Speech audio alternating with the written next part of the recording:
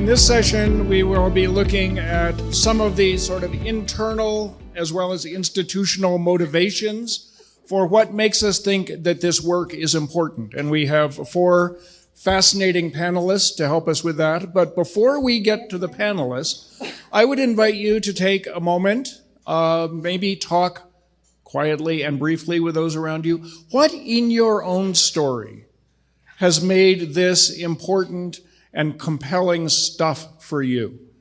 Why do you think that this work of climate and the interconnected web of existence and eco-justice, why is that a passion or a concern or an awareness of yours? Where in your life did that come from? Think about that. Share a few thoughts.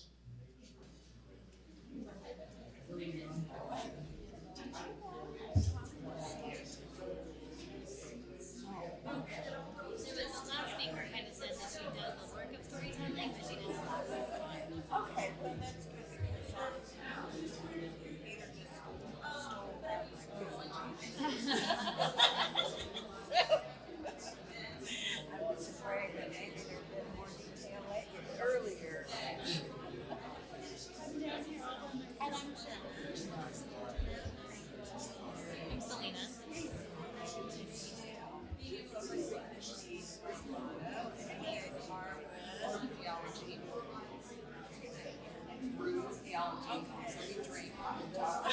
Okay, that's good. That is what it is. So we talk about all kinds of different topics. Here it is.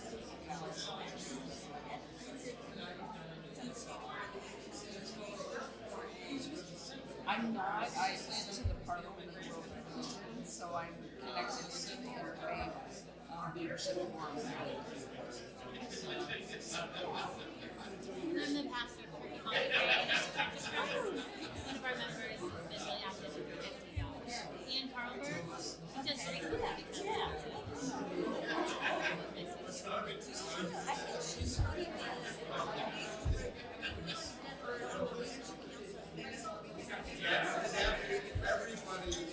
possibly, we just really started getting involved in the last 9 months. Thank you. The problem of inviting people to discuss is then you have to invite them to stop discussing several times. We do have a fascinating panel of people to help us think about motivations in faith communities and in secular society both. So let me introduce the panel if we can. Shh. There we go.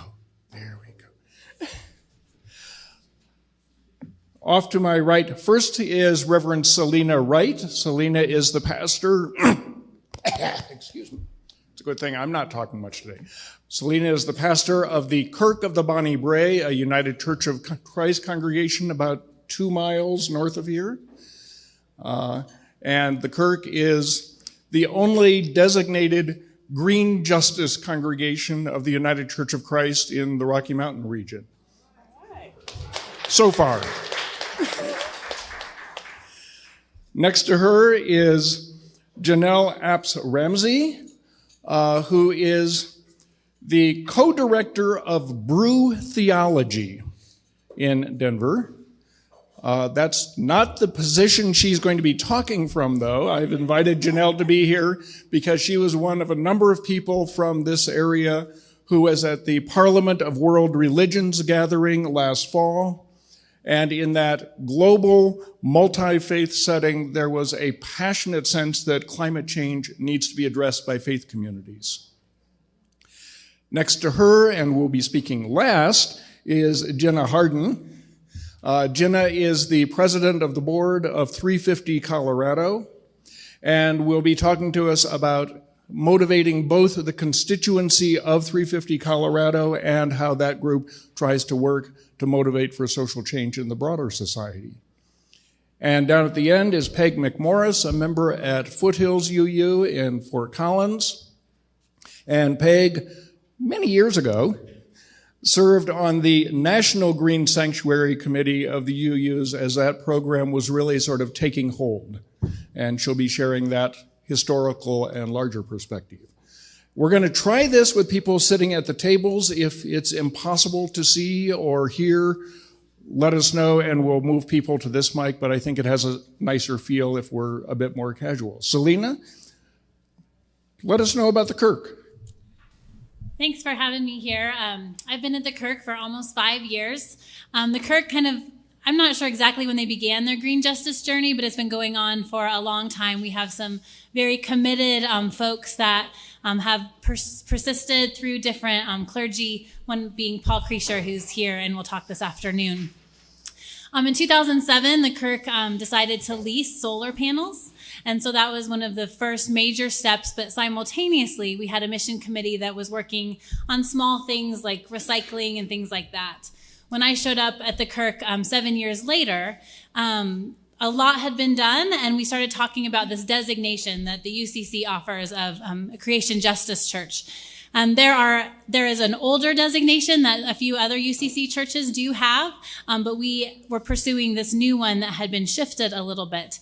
And so a lot of work had been done in the life of our church, and we looked at this designation, and we got the checklist, and we realized we had done most of those things already. I think as we heard earlier, there was a snowball effect in that one thing after another thing. We're currently having a DOT challenge in our church right now, do one thing. And I think that's kind of been the model of one thing for the earth. And that's been the model of kind of what's happening. We did one thing and one thing.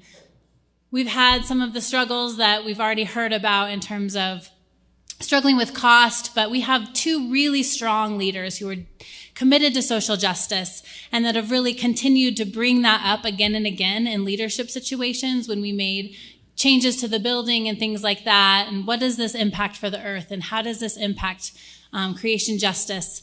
But by the time I showed up at the Kirk, those folks were largely not in leadership positions, but those conversations remained, which I thought showed that it had become a part of the fabric of who we were as a church, is that we were still having conversations, still willing to spend more money in order to get flora that was more sustainable, still willing to ask questions pertaining to the earth and push ourselves a little bit out of the places that are comfortable, even when those people are no longer in leadership, still leading and being a part of a church, but not sitting on our council.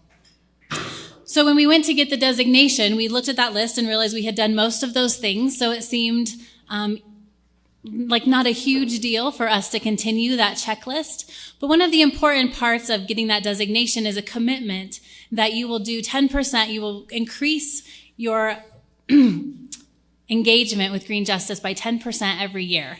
And it's not 10% until you reach 100%, as we all know. It's 10% and 10% and 10%, and it continues on.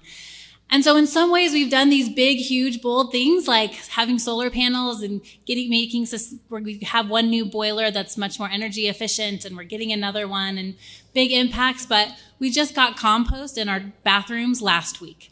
So we're doing small things too, because we know that there's more to do. And that commitment that the UCC has asked of us to do 10% is some of these measurable pieces, but it's also about how we engage in worship and the collective narrative. And so sometime around 15 years ago, we started having an Earth Justice celebration in worship, and that was great. And we talked about climate change one Sunday a year. And then we started talking about it a little bit more, and we had an animal blessing. And so then there were 2 Sundays, we worshiped outside, and there were 2 Sundays that we really focused in. But what has shifted is now it's a part of our continuous narrative. And so it doesn't matter where we are and what we're talking about, climate change is always on the table. Not too long ago, there was a worship service focused on counting the cost from the words of Jesus. And that led to a conversation of the carbon tax and what that meant. And that wasn't the whole focus of worship that day, but it was a part of it, because these conversations are now woven into the fabric of who we are. And we know that we have to continue this 10% increase year after year. And our commitment to the UCC and having this green justice designation has become a part of a sense of pride that we have that, and that we want to continue to hold it. And so in order to do that, we know that as a church, we have to keep pushing that forward. And so it happens in lots of big ways, but also lots of small ways. Our children's minister is very committed to this, and so our kids don't make any crafts from anything new. Everything that they do is upcycled, and they understand that and know that. I think last week they made mason bee homes or something. All these things I don't always understand. My children explain it to me because my children understand, and because they are being taught creation justice as a part of what it means to be a child of God, as a part of what it means to develop in their faith. And so there's just a way that it has become a part of who we are. It's woven into the fabric. Some struggles that we faced is some people are like, well, that's just not my issue. But feel free to talk about it. So I feel like there's a pushback, but if that's the only thing we ever talked about, but creation justice really, for us, is putting on green glasses and looking at all of the situations of the world through that green lens, because we can still talk about race with a green lens, and we can still talk about poverty and homelessness through a green lens. And so we in many ways allow those green glasses to guide who and how we are together. We still have styrofoam that shows up at the church, as Pete said earlier, sometimes.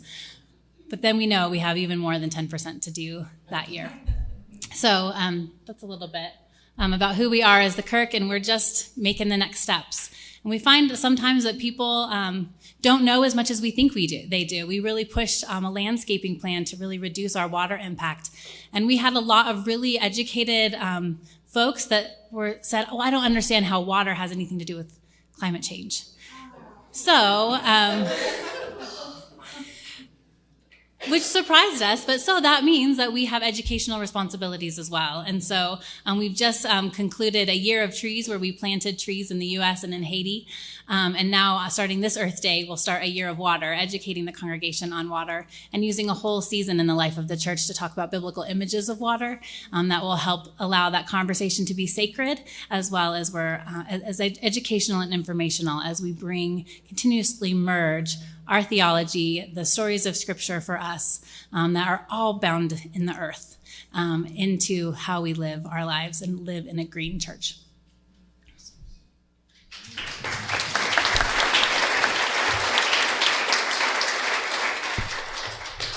Hi, my name is Janel, and I attended in November the Parliament of the World's Religions. And if you haven't heard of that, it is the largest interfaith meeting on the planet. There were over 8,300 people, 118 religions, and 81 countries represented at the Parliament. And one of the things that is really poignant to what you're doing here today is that they added a climate plank to their platform this year. And that was part of what inspired me to be more aware and active about climate change.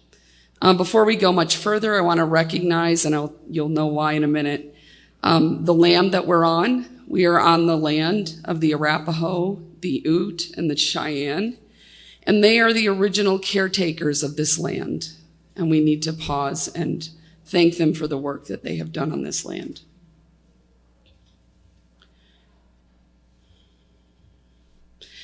And so it's that very piece right there that started me on this journey of understanding.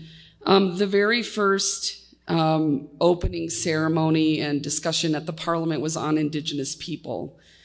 And it exposed me to and talked about the role of Indigenous people taking care of the earth. And I knew nothing about this, to be honest.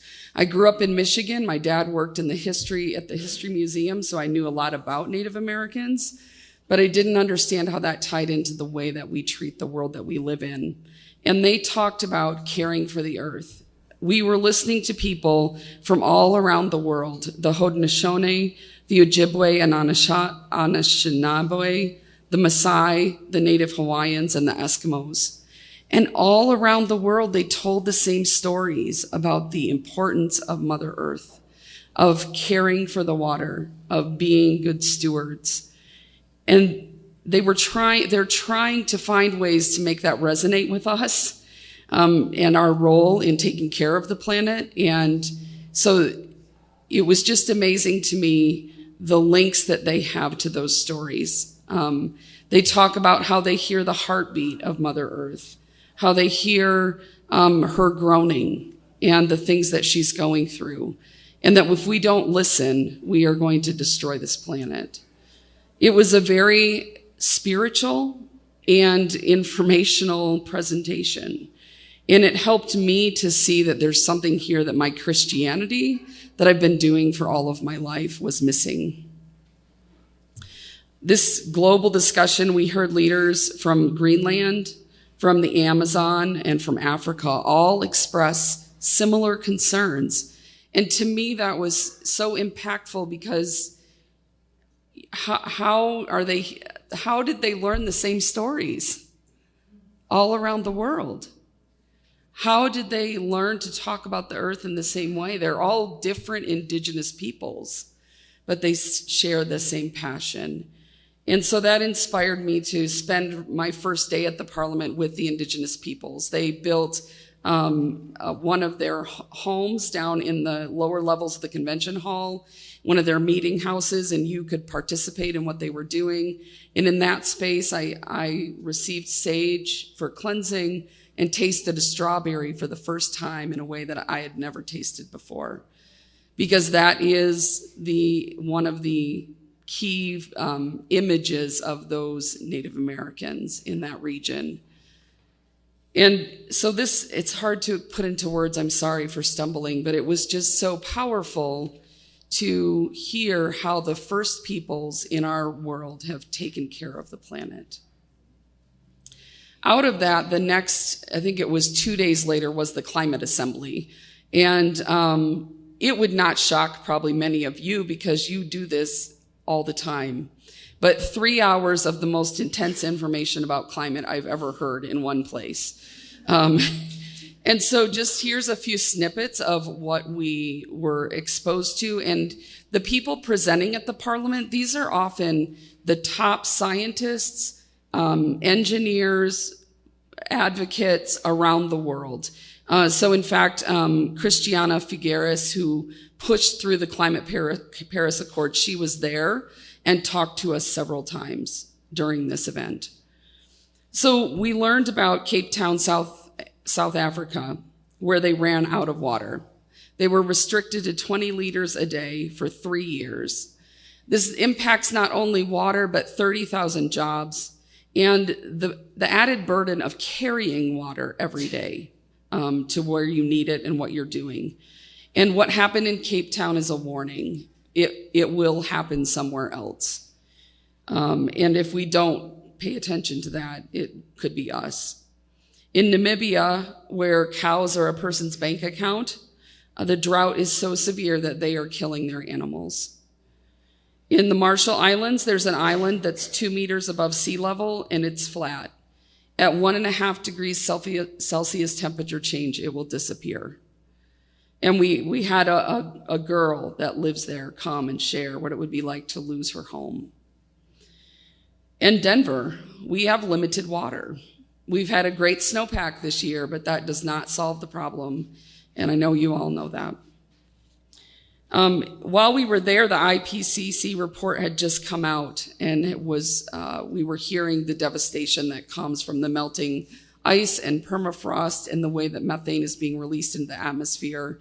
So there was a very aware feeling in the room about how serious the situation is becoming.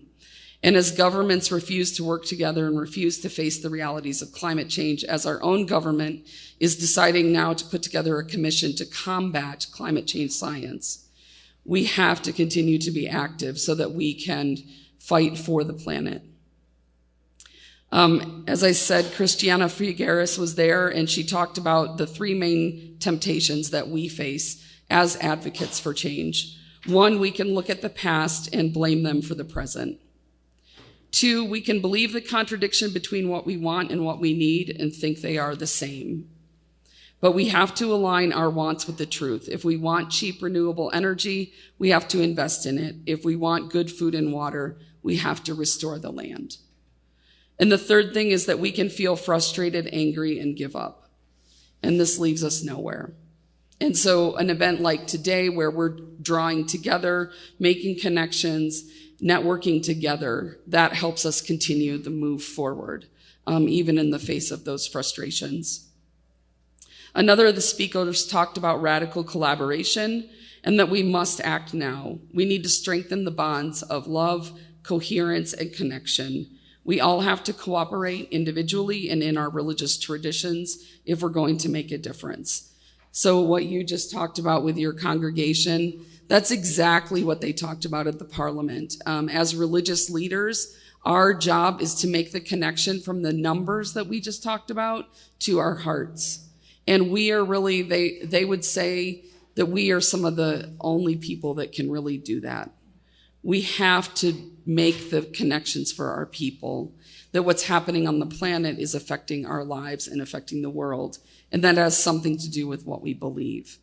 I do that at Brew Theology. We talk about lots of different topics. A few weeks ago, we talked about global justice.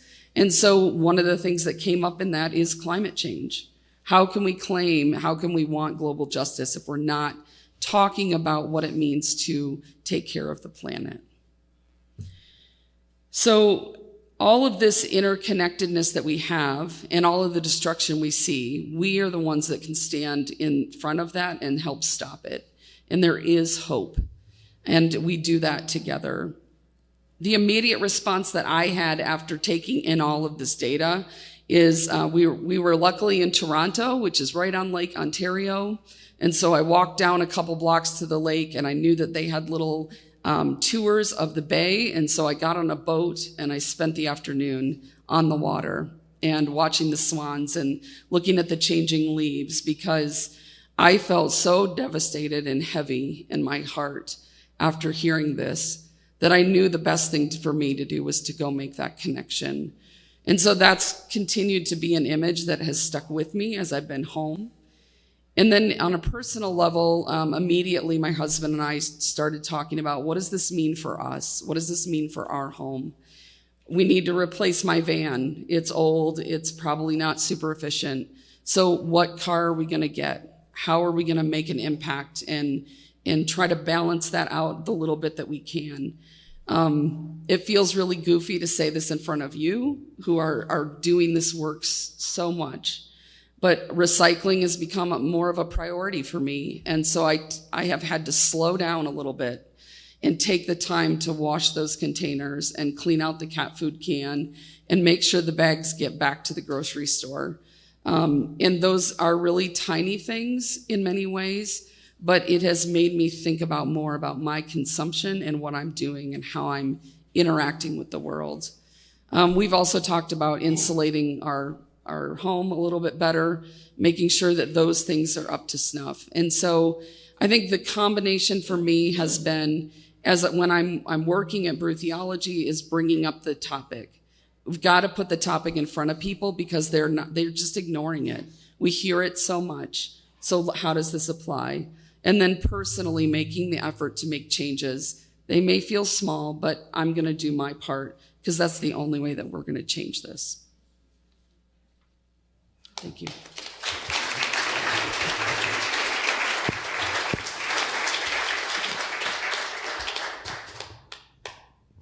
Hi.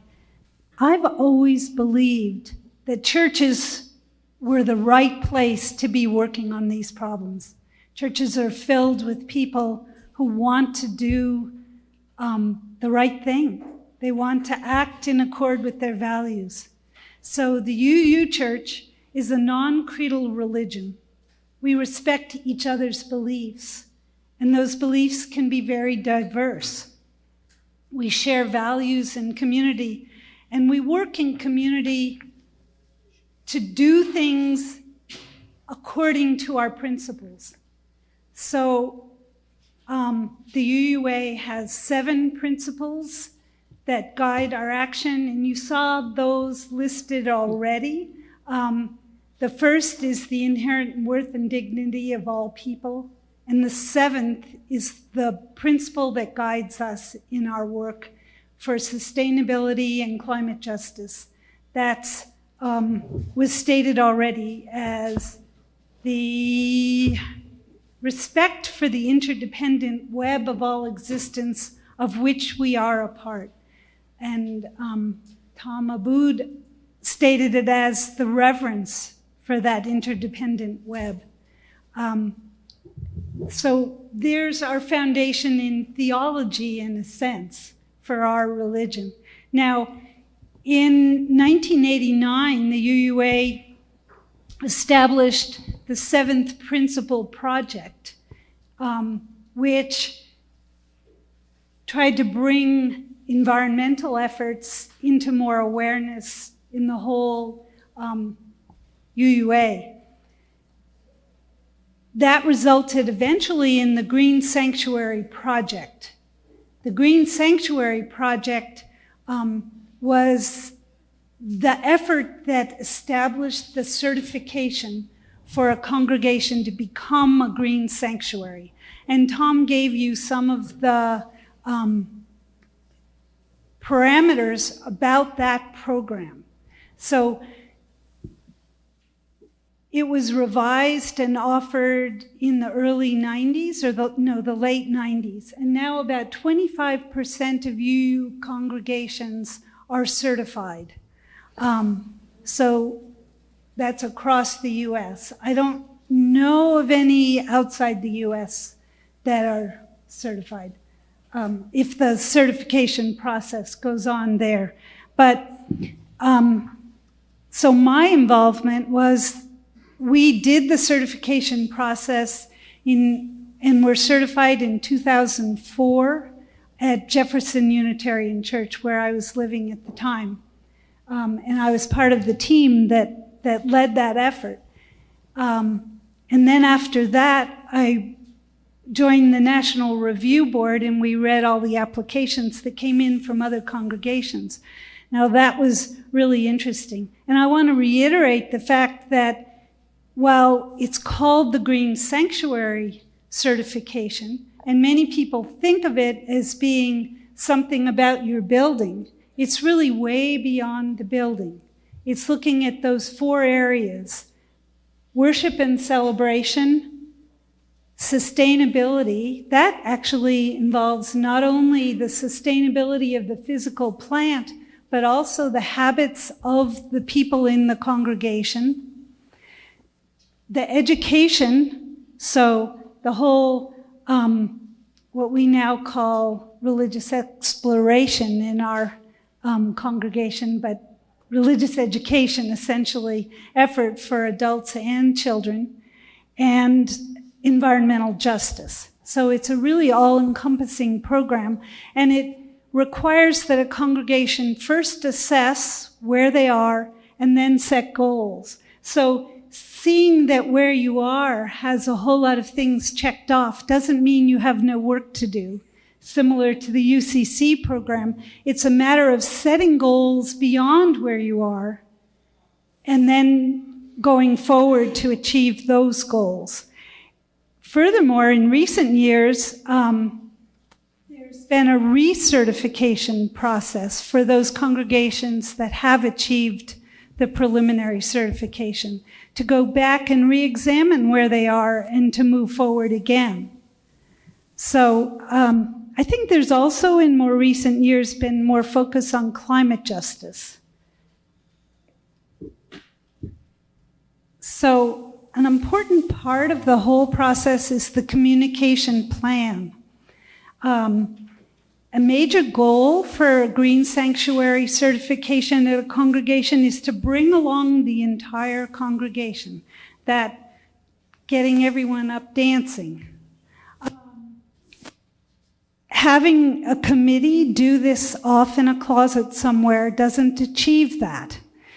But changing the orientation of the congregation and the ownership of the process to where everyone feels good about the certification, good about moving the congregation forward toward more sustainability. And each congregation has to work out how to do that, but a large part of that is communication. So looking back on some of the congregational applications that I read, I want to say that there was a huge variety, from the small congregation that was meeting in some other building owned by some other church, or the local firehouse that had very little ability to actually, put up solar panels, but they could still engage in a examination of their habits and set goals and make progress and feel good about it, to those that were building a brand new building and were setting ambitious goals going forward. I remember, I now no longer remember, this was 10 years ago and my brain leaks, but I remember in particular a congregation that had a fair amount of property, and they made a nature trail on their property as a way of honoring their connection to the earth, to the wildlife, and helping to educate people within their congregation. I remember an environmental justice project that focused attention on the toxins that were used within the church as a justice issue, because it turned out in their building those toxins were affecting the least advantaged populations. So their janitor was being most exposed to the cleaning toxins. The young and the elderly were perhaps being most impacted by those toxins. So they focused attention in one project on raising awareness, changing the patterns to eliminate exposures, and caring for those people. This is just one example of the kinds of projects. Others chose to focus on educating the congregation on how climate change was a justice issue affecting people around the world, and really engaging that as an educational issue through forums and programs and reading and book discussions, etc., which then motivates all the individuals toward more action.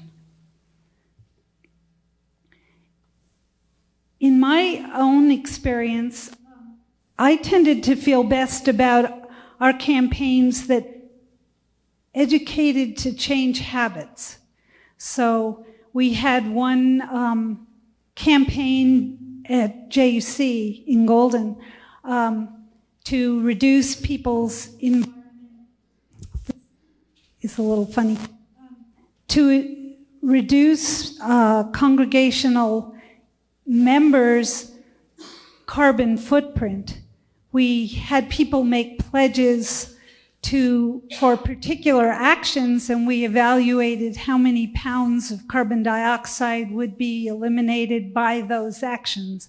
And we amassed those pledges for the whole congregation to come up with a very large number for the impact that we were making. And that felt really powerful, and it was educational. We looked at changes in handling of trash, of food, of transport, of making changes in energy efficiency in individuals' lives. And all of that felt good. It now feels, nowadays, I hear more people saying, that's not enough. That's not enough. We have to focus not only on our individual habits, but also to practice advocacy. So in the public arena, we need to try to influence the political will to act for change in the way of influencing our governments, or at local and national levels. So one of the things that we did at Foothills in Fort Collins is that we started a chapter of Citizens Climate Lobby to address the political will for action to influence climate change. And that has enabled us to feel much better. So the other kinds of projects that have been important. Oh, thank you. So,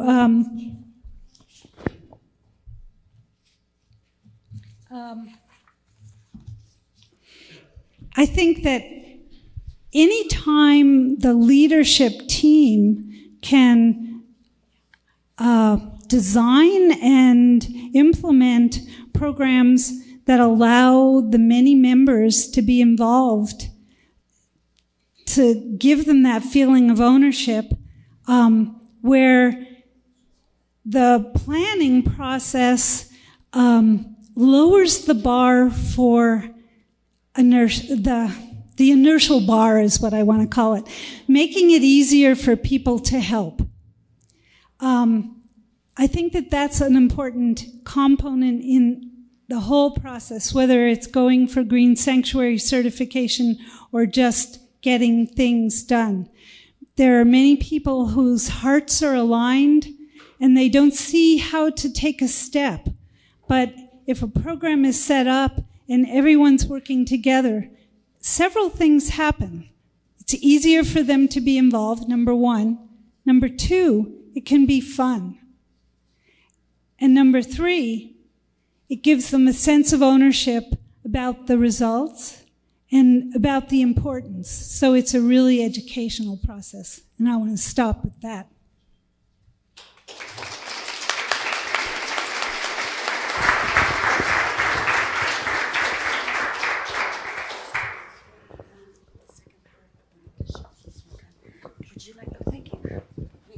I don't want you to have to stand there all the time. If you want, maybe we can put this. You cannot. I can't. Okay.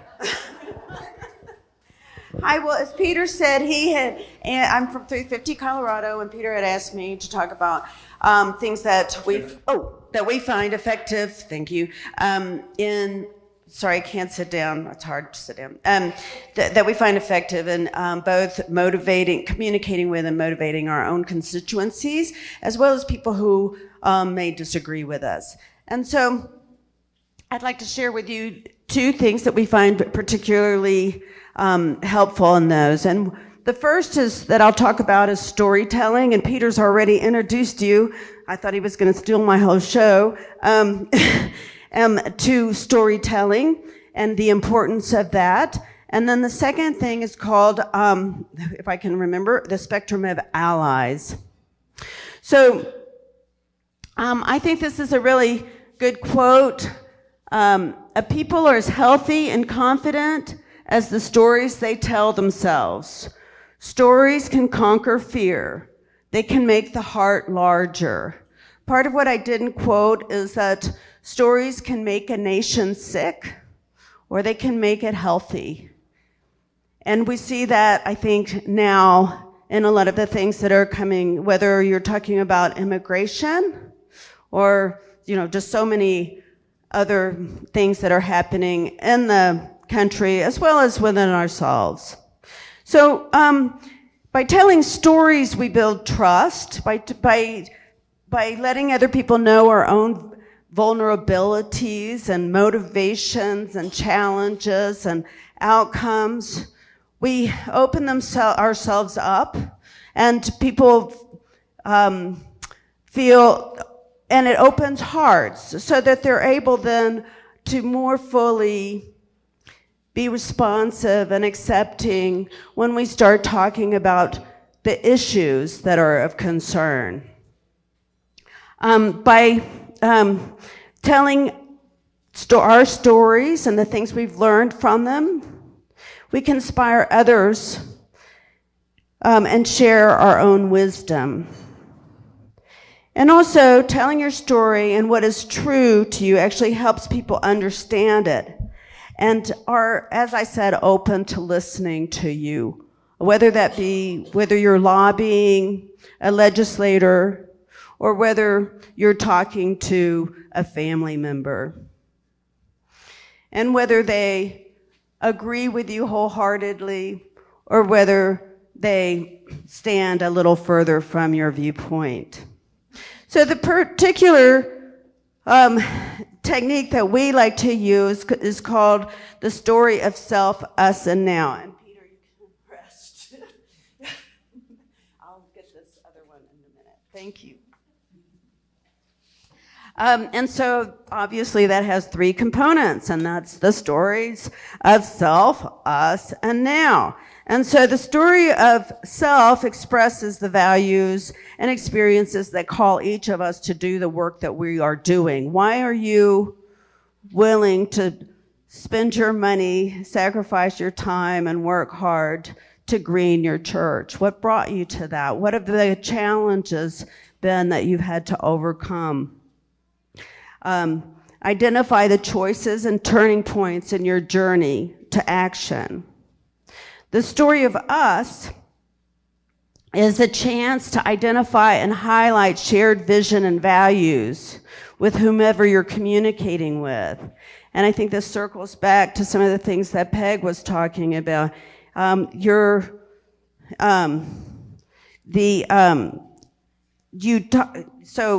is your chance to make whoever you're talking to be part of the us, we use the story of us to highlight a similarity of purposes and passion with your audiences. And so us can be the teenagers of your church. It can be the elders, the founders. They overlap depending upon who you're talking to and trying to motivate. And then the story of now is why act now and what you can create together. The story of now articulates the urgent challenge in specific detail. It also includes a description of the path we can take to achieve our goals. The story of now includes an ask that calls the audience to a specific action they can do to achieve our collective mission, and as importantly, paints the picture of what a shared victory looks and feels like.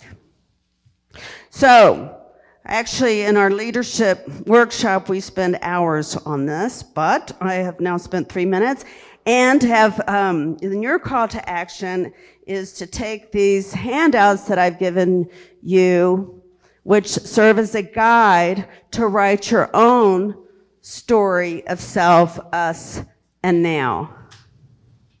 So then the second thing I'd like to talk about is the spectrum of allies. And as you see, this interacts actually with storytelling. Actually, I've heard everybody overlap quite a lot.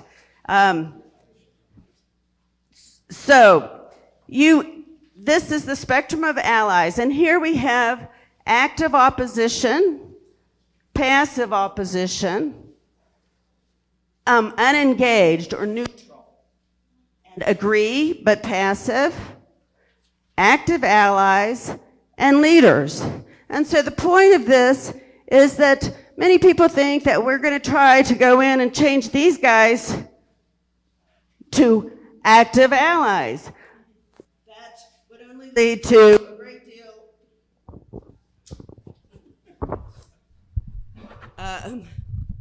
of frustration and probably giving up at some point. So what we really focus on instead is trying to shift people over one or two wedges. Let's see.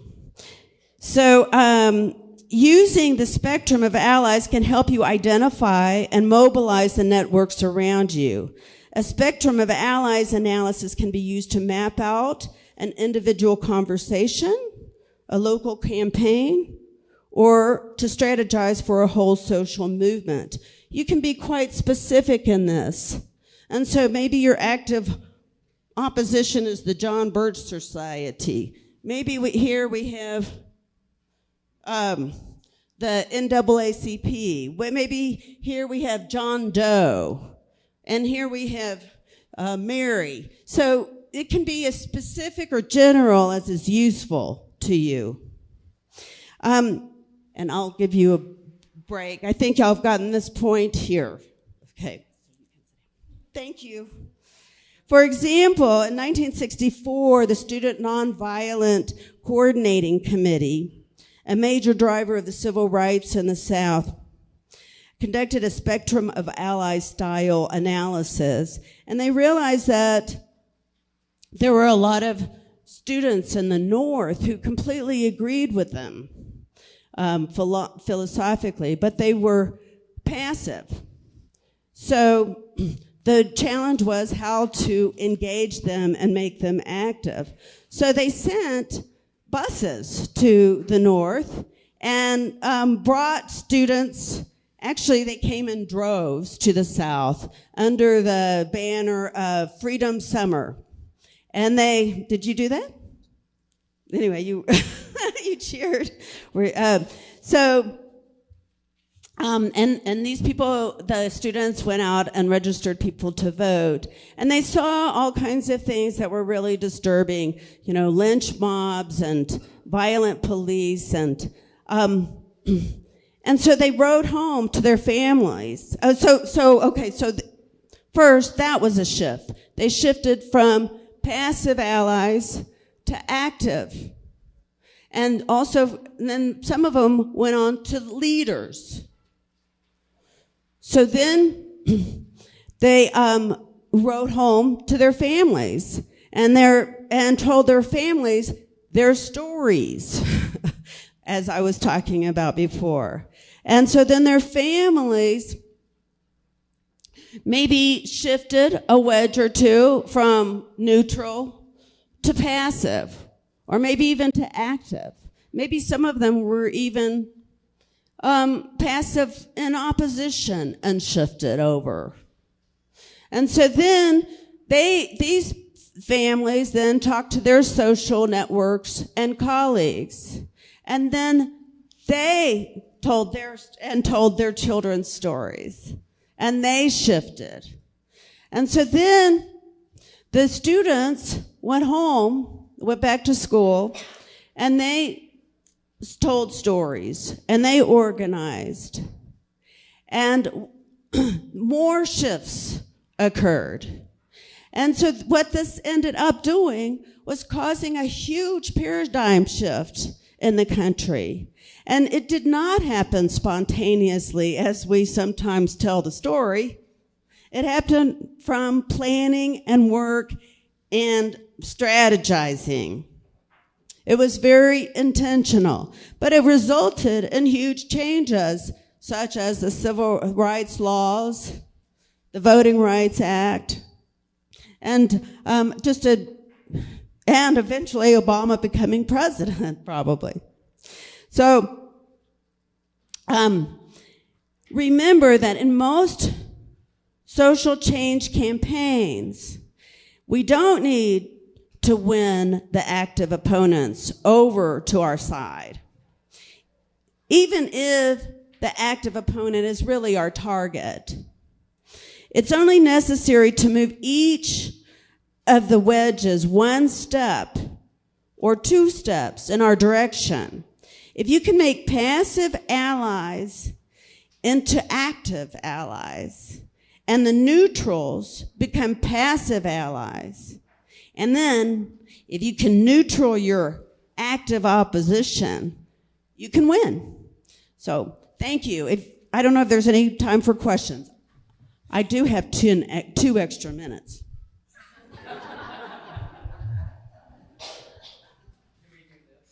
Thank you. Let me throw a question at the panel people.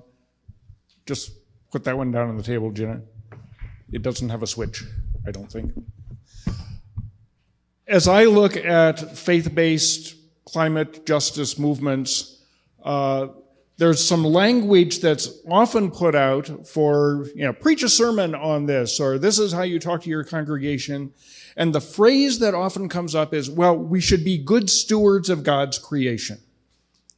Do you think that's a helpful motivator? Or does it get in the way? And I did not warn them about this question. So.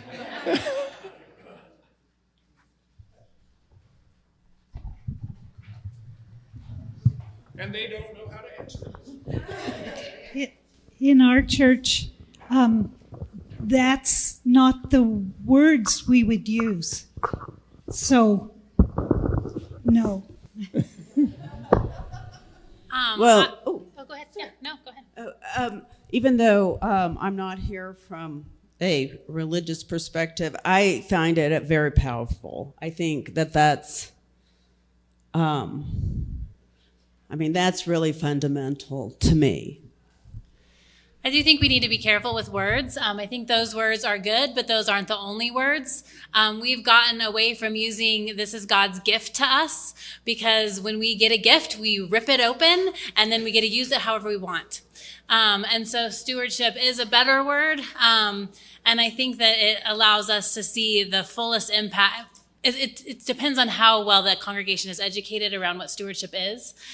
Because if stewardship is just the church asking me for money again, then that isn't a conversation people really want to have. But if we continue to push and have the broadest understanding that stewardship is how we use every resource we have, including time and energy and passion and hope and despair and our lives and all of those other things, then I think it is good language, as long as we continuously check how it's being received and make sure it doesn't ever become static. Because nothing that, in the way I talk about it, nothing that God is doing, because creation is not done, nothing that God is doing in creation is static.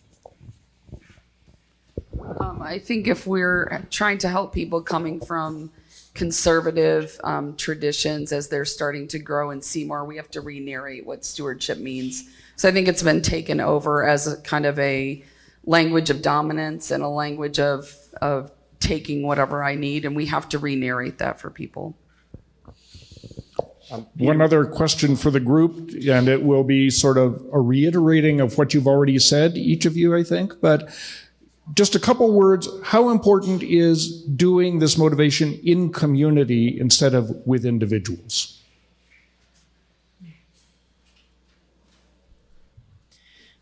I think that one of the, I saw it on a paper somewhere, but we can just, or I think someone shared it, we can just tell ourselves that nothing that I do will make an impact. And so there's no point for me to sell my car and ride a bike if that's all that's happening, because this problem feels so big. And so our church is not a huge church, but we planted 600 trees this year because last Earth Day we found out that reforestation is another way that we hadn't realized to combat climate change. And so I think that doing things together makes us all feel like the efforts that I do can matter. For the multi-faith leaders that went to the parliament, we came back communally with a sense of the importance of making climate justice and awareness of climate change an essential part of what we do. And so that's become a focusing element of the work of some of the multi-faith leaders here in Denver. And we do have, actually, we're on schedule, which I never believed would happen with this group. We do have a few minutes for questions. John? Oh, Peg, sorry. We have a few minutes for Peg. Well, I was really just going to reiterate, because I really think that working in community empowers individuals and gives more hope. And 350 Colorado, that's foundational to 350 Colorado, or grassroots movement that believes that only by creating a mass movement will we ever get to where we need to be. I think that on the stewardship point, that the new narration needs to somehow express to each other as humans that nature, creation, earth is not separate from us. And we don't have the language for that in the Bible, unfortunately. But that's what the new narration is, and that's what we can learn from indigenous peoples. Microphone's coming.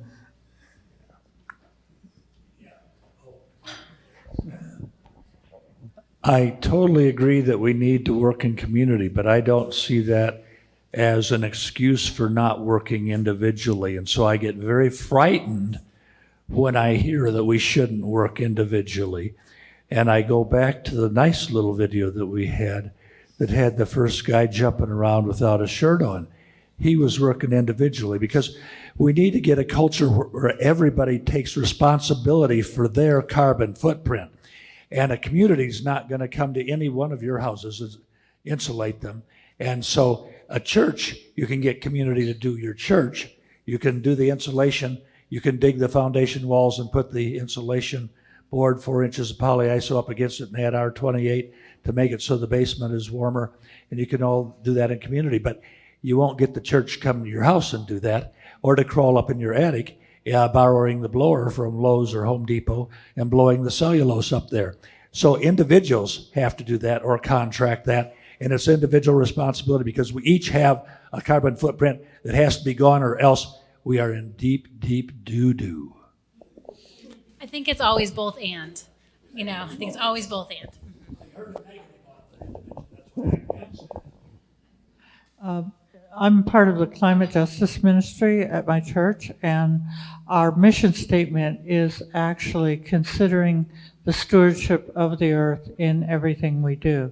Now, how well we're able to communicate that and how much that means, I don't really know, but it is kind of a guiding principle for our small group.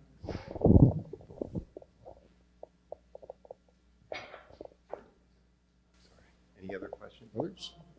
Just wanted to note about the mass movement versus the individual. Take somebody like Václav Havel, who's a dissident in Czechoslovakia. During the Soviet era, if one person resisted in a town against the widespread Soviet action, that could have had massive impacts. So I don't think we should dismiss the individual, the importance of the individual. And he wrote something, a paper essay. He wrote a lot of essays and plays and such, but the power of the powerless. And that's so that's my 2 cents. And let me just clarify, our panel was about how do you build motivation? And so we are looking at how do you build that community? How do you work within a community? Individual actions are, of course, important. But that marvelous little video this morning of the one crazy guy who then gets everybody else into it is a sense of that motivation and empowerment. So, Terry. I had a question. If the UUA or the UCC have a repository of stories or examples of what different churches have done for churches who need to stand on someone else's shoulders so they don't have to do it all from scratch. No, that's all the fun. You get to do it all by yourself. So I served on that panel looking at those applications for several years back around 2005 to 2007, and I found this past week the box of file folders with all those applications. And I thought to myself, I could take those and make a spreadsheet. If such a thing exists, I'm not sure, but certainly the knowledge is out there and it could be used. And there are great ideas. I think for the UCC, there is the items that you have to accomplish to have that designation are rather open-ended because, kind of as we heard from Peg earlier, some churches are renting a basement and some churches have ancient buildings that are historical landmarks that they can't do a lot of changes to. So there is some openness. I don't know exactly, Peter might know as well, if there's one. I think there's so many different things that happen all the time. I do think that there is information around climate justice ministries in the Disciples of Christ, the United Church of Christ, and certainly other denominations that try to share stories and lift up things that churches are doing, but I don't know if there's one place that all of that is held. Do you know? And let me emphasize that there are many denominational or faith resources out there. We've heard from the UCC and the Unitarians, the Presbyterians have a similar program. The Evangelical Lutherans have a strong network. There's a couple that come to mind. There's parachurch organizations, the ecumenical groups with Green Faith or Earth Ministry or Faith in Place out of Chicago that have marvelous training programs and sets of resources Eco-Justice Ministries does a little bit of that. And mostly we refer to those larger, stronger partners. So again, for our organizations, there is that sense of community and being energized and motivated by what we see our colleagues doing. So keep an eye open for those broader networks. I just want to make an observation and then ask a question. This is largely a white, middle class, upper middle class gathering. Is anyone reaching out to communities of color or low income communities to bring sustainability to those communities? So one of my passionate interests is bringing more energy efficiency to low-income housing. And I know that the city of Fort Collins is making attempts there. So there are grants for low-income people, but most of them are renters. And that means that what really has to happen is that landlords have to be incentivized to improve the energy efficiency of their buildings. And Fort Collins is thinking about this and trying to move there. And I think churches have a role in helping that process. 350 Colorado isn't real. It doesn't work in that way. However, we certainly are reaching out to communities of color and to indigenous people to try to engage them and also to help them to be part of what they want, not just to get them to do what we want. So, Rachel? So I have a question. It might refer back to those resources, and clearly one-on-one conversations are going to be the key. But do you have a few quick words of advice on how to bring the environmental aspect, how to help people who are already feeling overwhelmed with whatever they're doing within their congregation, how to help them see the connection, particularly between social justice or worship or whatever piece they're doing, how to build that connection so this doesn't feel like one more thing to do, but instead just another lens? In our church, we talk about intersectionality of, and we think that climate justice has intersections with all the other justice issues. And in fact, Shirley puts it very well in that the air we breathe is fundamental to life. And Shirley, you could do it better. Well, I'm coming from a medical background. I just came to decide that what I need to understand is the ABCs, the airway, and you can dress all the wounds you want, but if you haven't kept the airway open, you haven't saved life.